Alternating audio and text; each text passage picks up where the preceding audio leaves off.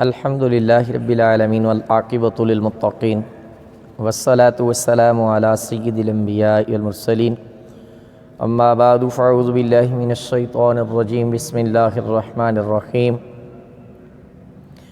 وقاتلوا فی سبیل اللہ الذین یقاتلونکم ولا تعتدوا ان اللہ لا يحب المعتدین واقتلوہم حیث ثقفتموہم واخرجوہم من حیث اخرجوکم والفتنة أشد من القتل ولا تقاتلوهم عند المسجد الحرام حتى يقاتلوكم فيه فإن قاتلوكم فاقتلوهم كذلك جزاء الكافرين فإن انتهوا فإن الله غفور رحيم صدق الله مولانا العظيم وبلغنا رسوله النبي الكريم الأمين قال اللہ تبارک و تعالی فی شان حبیبہ مخبرا و آمرا ان اللہ و ملائکتہ یصلون علی النبی یا ایہا الذین آمنوا صلوا علیہ وسلموا تسلیما اللہم صلی علی سیدنا مولانا محمد وعلی آل سیدنا و مولانا محمد وبارک وسلم وصلی علیہ الصلاة والسلام علیک یا سیدی یا رسول اللہ وعلی آلک و اصحابک یا سیدی یا رحمت للعالمین۔ حضرات محترم، آج کے اس بابرکت پروقار موقع پر جس موضوع پر گفتگو کی سعادت میسر آ رہی ہے وہ موضوع ہے جہاد، اس کا مفہوم، اہمیت اور مقاصد۔ دعا ہے اللہ رب العزت جہاد کے ان چیدہ پہلوؤں پر قرآن و سنت کی روشنی میں بات کرنے کی اور اس کے فہم کی اللہ توفیق عطا فرمائے۔ سورۃ البقرہ آیت نمبر 190 سے 195 تک یہ جہاد کے موضوع پر بات ہوئی ہے۔ قرآن حکیم میں اکثر مقامات پر جہاد کا ذکر خیر ہوا ہے، لیکن آج مجھے ان آیات کی روشنی میں جہاد پر بات کرنے کی سعادت میسر آ رہی ہے۔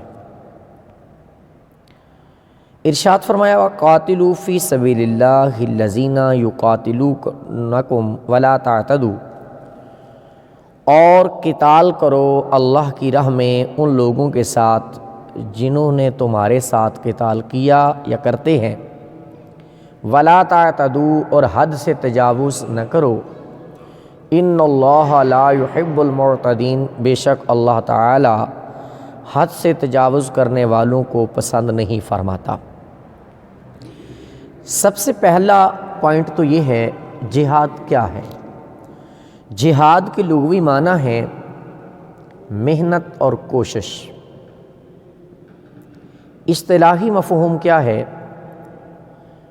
کہ اللہ کے دین کی سربلندی کے لیے، اللہ کے مشن کی ترویج کے لیے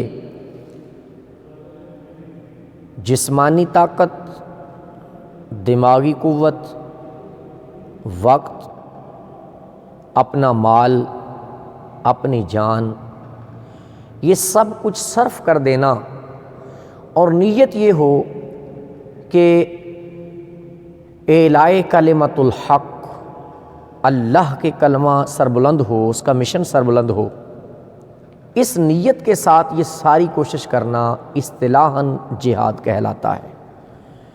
ایون جان قربان کرنے کا موقع بھی آ جائے تو بندہ اپنی جان بھی اللہ کے سپرد کر دے، یہ اصطلاحی مفہوم ہے۔ اس کی اہمیت کیا ہے؟ اس کی اہمیت یہ ہے کہ سورہ توبہ میں اللہ کریم نے ارشاد فرمایا، جس کا ترجمہ یہ ہے کہ اگر تم اپنے آبا و اجداد، اپنی اولاد، اپنی بیویاں، اپنے اہل و عیال، اپنے مکان، اپنے کاروبار، ان چیزوں کو زیادہ محبوب سمجھتے ہو تم اللہ اور اس کے رسول کی محبت سے اور اللہ کی راہ میں جہاد سے، تو پھر تم انتظار کرو اللہ کے حکم کا، یعنی عذاب کا۔ اب اس کا مطلب یہ ہوا کہ 8 محبتیں گنوائیں اس آیت طیبہ میں، 5 رشتہ داروں کی اور 3 مال و اسباب کی۔ انکار نہیں کیا، لیکن محبتیں گنوا کے کہا کہ اگر تم اللہ اور اس کے رسول اور جہاد فی سبیل اللہ سے زیادہ محبوب رکھتے ہو انہیں، تو پھر اللہ کی راہ میں انتظار کرو تو عذاب کا اور اس کے حکم کا۔ اس کا مطلب جہاد اتنا اہم ہے، جہاد کی اتنی اہمیت ہے۔ ان آیات طیبات میں ارشاد فرمایا وَقَاتِلُوا فِي سَبِيلِ اللَّهِ الَّذِينَ، اور قتال کرو اللہ کی راہ میں۔ جب فی سبیل اللہ آ جاتا ہے تو پھر یہ کلیئر بات ہو جاتی ہے کہ اعلاء کلمات اللہ کے لیے، اگر وہ نیت نہ ہو تو فی سبیل اللہ نہیں رہتا، پھر وہ جہاد نہیں رہتا، پھر وہ فساد بن جاتا ہے۔ آگے ارشاد فرمایا کہ الذین یقاتلونکم، دیکھیں ایک ایک لفظ جو ہے لا ہے، قانون ہے۔ جب قومی اسمبلی میں اس کی شقیں ڈسکشن ہوتی ہے، پھر اسی طرح پارلیمنٹ کے اندر، سینٹ کے اندر، سارے ماحول میں قانون دان کرتے ہیں، تو ایک ایک شق کے اندر ڈھیر قوانین، ڈھیر نکات چھپے ہوتے ہیں۔ یہ تو اللہ کی پاک کلام ہے۔ اب اس کا اندازہ آپ لگائیں کہ فرمایا الذین یقاتلونکم، ان لوگوں سے قتال کرو جو تمہارے ساتھ قتال کرتے ہیں۔ یہاں لفظ جہاد استعمال نہیں ہوا، اس آیت کے اندر لفظ قتال استعمال ہوا ہے۔ اور یہ قاتل یقاتل مقاتلتن، یہ مقاتلہ یعنی مقابلہ جب ہوتا ہے تو وہ ایک کا نہیں ہوتا، اس میں 2 فرد ہوتے ہیں، یہ 2 ٹیمیں ہوتی ہیں، تب مقابلہ ہوتا ہے۔ اسی طرح مباحثہ ہے، ایک بندے کی گفتگو کو مباحثہ نہیں کہتے، وہ ایک ادھر سے بات کرتا ہے پھر دوسرا کرتا ہے، اس کو مباحثہ کہتے ہیں، مجادلہ کہتے ہیں۔ تو یہاں مقاتلہ کی بات ہو رہی ہے، لیکن حیرت کی بات یہ ہے کہ مطلق نہیں کہا، فرمایا الذین یقاتلونکم، جو تمہارے ساتھ قتال کرتے ہیں تم ان کے ساتھ قتال کرو، یعنی مقاتلے کی باری آ گئی ہے۔ فرمایا ولا تعتدوا، لیکن حد سے تجاوز نہیں کرنا۔ حد سے تجاوز حضور نبی کریم صلی اللہ علیہ وآلہ وسلم کے فرمودات عالیہ میں چیز ملتی ہے کہ حد کیا ہے۔ حالت جنگ میں بھی، حالت جنگ میں میدان حرب کے اندر معصوم بچوں کو قتل کرنے کی اجازت نہیں ہے۔ کیوں؟ مکلف نہیں ہیں، نابالغ ہیں، انوسینٹ ہیں، وہ بھی میچور نہیں ہوئے، ابھی بالغ نہیں ہوئے، بلوغت کی عمر کو پہنچے نہیں ہیں، لہٰذا ان کو نہ مارا جائے۔ اسی طرح خواتین ہیں، ان کو نہ قتل کیا جائے، کیونکہ ایک جنگ کے اندر حضور نبی پاک علیہ الصلوۃ والسلام نے ایک خاتون کو اس طرح دیکھا تو آپ نے ارشاد فرمایا ابھی یہ کیا ہوا ہے، آج کے بعد کسی خاتون کو جنگ میں قتل نہیں کیا جائے گا۔